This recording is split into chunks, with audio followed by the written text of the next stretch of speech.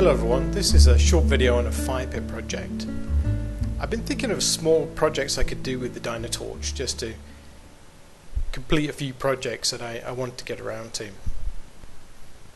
So in the summer months in Canada I like to do a lot of camping, and in the provincial campgrounds they have these horrible fire pits, and because I do a lot of free camping now I wanted to take a fire pit with me. So I had a look on the internet and there was a few good ideas, so I took some of those and designed a few pieces myself and came up with something that I thought would work for me. This is a smaller project, so it's only a smaller fire pit, but I'll scale it up. I have a few ideas for that. So I drew up the simple design in Aspire, which is my CAD program I use. It's very simple and very quick. You can see the base there with the ring around the outside and the bottom piece. There's only one shown, but obviously I'm going to cut two out. So we'll move straight on to the cutting.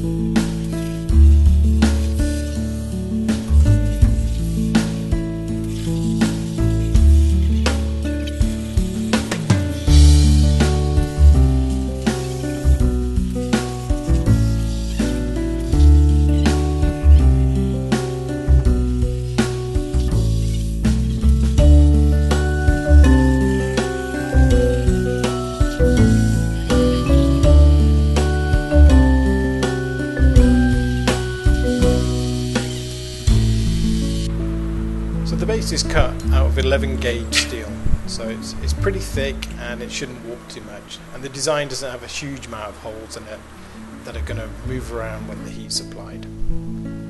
So we're going to go straight on to cutting the sides. This is out of a 16 gauge material.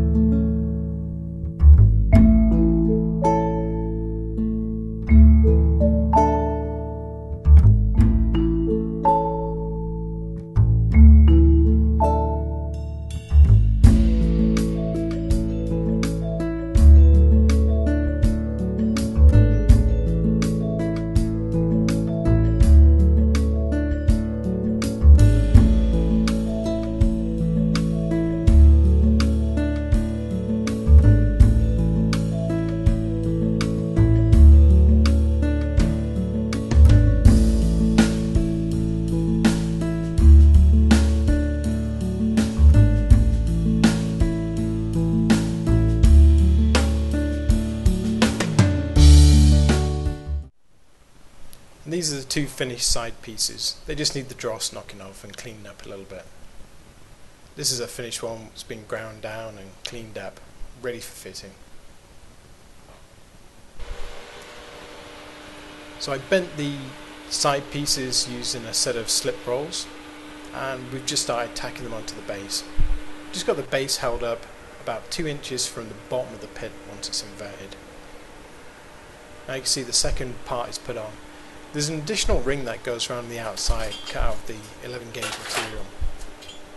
You can see there's a little bit of welding and grinding just to make it look nice. Holes at the bottom allow the airflow to come through and feed the fire. And there's a completed fire pit. If you look carefully, you should see some pipes welding to the side of the ring, and that's so you can stand a grill over the top and swing it in and out over the fire. That's a quick and easy project that anyone could complete if you've got a CNC plasma cutter, of course. If you'd like to see more videos, then please subscribe, and thanks very much for watching.